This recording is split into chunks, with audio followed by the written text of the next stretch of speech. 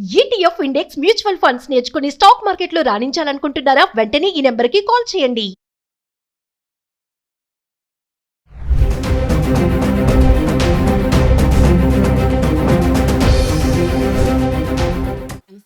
నమస్తే అండి. ఏమండి, ట్రంప్ రోజుకొకటి నిజంగానే అందరికి ఒకలాంటి లేపుతున్నాడేమో అందరిని, ఇక లేయండి లేయండి లేయండి అన్నట్టు.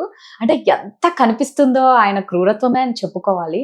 ఈ గ్రీన్ కార్డు కొత్తగా దరఖాస్తు చేసుకునే వాళ్ళకి రూల్స్ కొత్తగా పెట్టారు అన్నారు. ఏంటన్నారు రూల్స్ కొత్తగా పెట్టారనకంటే కూడా మనము స్ట్రిక్ట్ చేశారు ఇంకా అని చెప్పొచ్చు. The whole process, green card apply చేసే ప్రాసెస్ కానివ్వండి, శాంక్షన్ అయ్యే ప్రాసెస్ కానివ్వండి, వాళ్ళు ఇంకా స్ట్రిక్ట్ చేశారు. సో ఇంతకు ముందు ఆబ్వియస్లీ ఇంతకు ముందు కూడా స్ట్రిక్ట్ ఉండాలి. ఎందుకంటే I have seen green card అంటే ఓకే మీరు ఇన్ని ఇయర్స్ యూఎస్ లో ఉన్నారంటే ఖచ్చితంగా గ్రీన్ కార్డ్ వచ్చేస్తుంది అనే స్కోప్ ఉండేది. నెమ్మదిగా అది ఎలా ఏ స్టేజ్కి వచ్చింది అని అంటే, మీరు 15 years 16 years నుంచి ఆల్రెడీ యూఎస్ లో ఉన్నారు కానీ ఇంకా మీకు గ్రీన్ కార్డ్ రాలేదు, ఆ లెవెల్కి వచ్చింది. ఇప్పుడు ఇంకా స్ట్రిక్ట్ అవుతుంది అనమాట వాళ్ళు. సో ఆ స్ట్రిక్ట్నెస్ లో వాళ్ళు ఎక్కడెక్కడ వాళ్ళు టైటన్ చేస్తున్నారు అని అంటే, మీరు గ్రీన్ కార్డ్ అప్లై చేస్తున్నారు అని అంటే కనుక అసలు మీ ఫినాన్షియల్ స్టేటస్ ఏంటిది, రైట్? సో మీరు ఫినాన్షియల్ స్టెబుల్ ఉన్నారా, ఇంకా ఇన్స్టెబుల్ ఉన్నారా, రైట్? మీ ఇన్కమ్ ఎంత వస్తుంది, మీ ఎక్స్పెండిచర్ ప్యాటర్న్స్ ఏంటి, ఇవి కూడా చూస్తున్నారు వాళ్ళు. ఫ్యామిలీ మెంబర్స్ ఎంతమంది ఉన్నారు, రైట్? మీరు పని చేసే కంపెనీ ఏంటి, ఆ కంపెనీ యొక్క లెవెల్ ఏంటి, దాంట్లో మీ రోల్ ఏంటి, మీరు ఎంత కీ రోల్ పోషిస్తున్నారు దాంట్లో అనేది. సో ఇలాంటివన్నీ. ఇవే కాకుండా ఈ మధ్యన ఇంకా వాళ్ళు స్టార్ట్ చేసింది ఏంటిది అని అంటే, మీ సోషల్ మీడియా కూడా వాళ్ళు స్క్రూటనైజ్ చేస్తున్నారు. అసలు సోషల్ మీడియాలో మీరు పెట్టే పోస్టులు ఏంటి, మీరు లైక్ చేసే పోస్టులు ఏంటి, రైట్? మీరు ఏమన్నా యాంటీగా అంటే గవర్నమెంట్కి అగేన్స్ట్గా మీరు ఏమైనా పోస్టులు పెడుతున్నారా ఏంటి అంటే, అసలు మీ ఇంటెన్షన్స్ ఏంటి అంటే, కొందరు ఏంటంటే వాళ్ళు పెట్టే పోస్టుల వల్ల కూడా ఫ్రాడ్లెంట్ యాక్టివిటీస్కి సంబంధించి లేదా వాళ్ళ గవర్నమెంట్కి అగేన్స్ట్గా మనం ఉన్నాము అనేది తెలిసిపోతుంది మనకి. సో మీరు అలాంటి వాటికి ఏదన్నా సపోర్ట్ చేస్తున్నారా అంటే, అగేన్స్ట్ గవర్నమెంట్ ఏమైనా ఉన్నారా, ఇవన్నీ కూడా వాళ్ళు స్క్రూటనైజ్ చేస్తున్నారు. అంటే మీ సోషల్ మీడియా ప్రొఫైల్స్ని కూడా వాళ్ళు స్క్రూటనైజ్ చేస్తున్నారు. ఇలా ఇవన్నిటినీ స్క్రూటనైజ్ చేసిన తర్వాతనే ఫైనల్ శాంక్షన్ అనేది ఇస్తున్నారు. సో ద హోల్ ప్రాసెస్ అసలు ఆల్రెడీ టైట్ ఉండాలి. గ్రీన్ కార్డ్ రావడం అంటే అంత ఈజీ కాదు. అలాంటిది ఇప్పుడు ఏంటంటే ఇవన్నీ స్టెప్స్ కూడా యాడ్ చేశారు. హోల్ ప్రాసెస్ లో ఈ స్క్రూటనైజింగ్ ఇవన్నీ కూడా యాడ్ చేశారు. యాడ్ చేసేసరికి ఏంటంటే, ఫస్ట్ ఆఫ్ ఆల్ అంత ఈజీగా గ్రీన్ కార్డ్ రాదు. రెండోది ఇంకా టైం తీసుకుంటుంది. ఇంతకు ముందు ఏదైతే టైం తీసుకునే వాళ్ళు ప్రాసెసింగ్ కి, it will be even more time taking అనమాట. సో అలా ఏంటంటే వీటిని ఇంకా స్ట్రిక్ట్ చేశారు. ఇదంతా ట్రంప్ చేసేది ఏంటంటే, పవర్ లో ఉన్నంత కాలము యుఎస్ సిటిజన్స్ కి బెనిఫిట్ వచ్చేలాగా చేయాలి అనేది అతని ప్రైమరీ ఎజెండా.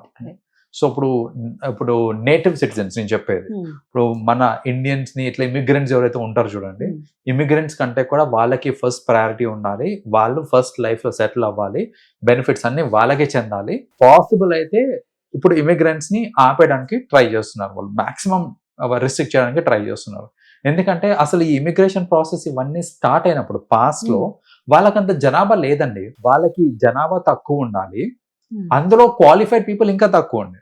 సో ఇప్పుడు వాళ్ళ ఎకానమీ డెవలప్ కావాలి అని అంటే వాళ్ళకి క్వాలిఫైడ్ పీపుల్ కావాలి. కాబట్టి ఇన్విటేషన్స్ ఇచ్చేవాళ్ళు.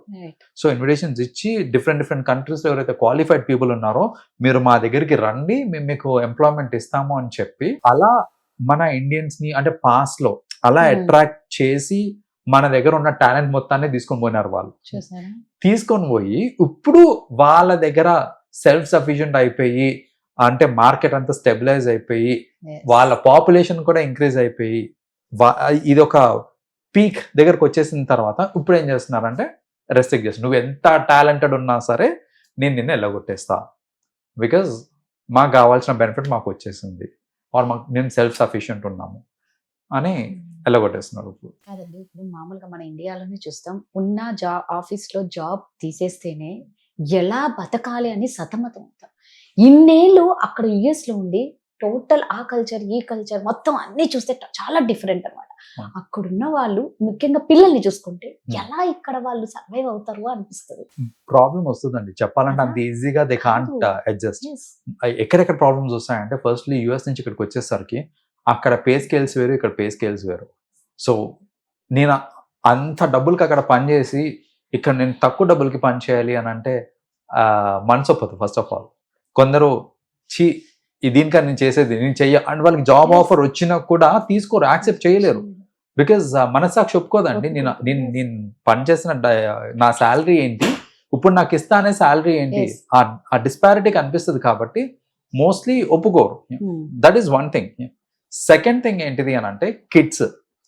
అక్కడ వాళ్ళకి ఆ స్కూలింగ్, ఆ టీచింగ్, ఆ ఎన్వైరన్మెంట్ ఇదంతా అలవాటు అయిపోయి సడన్లీ ఇక్కడికి వచ్చిన తర్వాత టీచింగ్ మెథడాలజీ వేరుంటుంది, సబ్జెక్ట్స్ వేరుంటాయి, కాంప్లెక్సిటీ వేరుంటది. వీటన్నిటిని అడాప్ట్ చేసుకోలేరండి. కొందరు నేను చూసాను మా ఫ్రెండ్స్ లోనే, ఇంక వచ్చేద్దాం ఇండియాకి అనే అన్ని సర్దుకొని ఇండియాకి వచ్చేసిన తర్వాత పిల్లలు అడ్జస్ట్ అవ్వలేకపోతున్నారు అని మళ్ళీ వెళ్ళిపోయిన వాళ్ళు కూడా ఉన్నారు. సో అలా ఆ అడ్జస్ట్మెంట్ అనేది అంత ఈజీ కాదు. వాళ్ళకి ఆ టైంలో మళ్ళీ వెళ్ళే అవకాశం ఉండే కాబట్టి వాళ్ళు వెళ్ళారు. ఇప్పుడు కరెంట్ ఉన్న టైమ్స్ లో అవకాశం కూడా లేదు కదా. సో ఇప్పుడు అంత ఈజీ కాదు మళ్ళీ వెళ్ళిపోవడం అని అంటే. సో ఇలాంటి ఎన్నో ఛాలెంజెస్ ఫేస్ అవ్వాల్సి వస్తుంది. మీరు అన్నట్టు ఈ ఒక చిన్న మనం హైదరాబాద్ నుంచి వేరే ఊర్లో చిన్న ఊర్లోకి వెళ్ళి ఏదన్నా ట్రాన్స్ఫర్ ఏదన్నా అవుతేనే పిల్లలు అడ్జస్ట్ అవ్వలేకపోతున్నారు. అవును అవును. ఆ స్కూల్స్ కానీ అబ్బా ఇలా ఉన్నాయి ఆ స్కూల్స్ ఏంటి ఇక్కడ ఉంటేనే ఏకంగా మీరు కంట్రీనే మార్చేసి ఇక పిల్లలు అలవాటు అవ్వడం అనేది అది చాలా కష్టం. చాలా కష్టం. థ్యాంక్ యూ అండి. వెల్కమ్.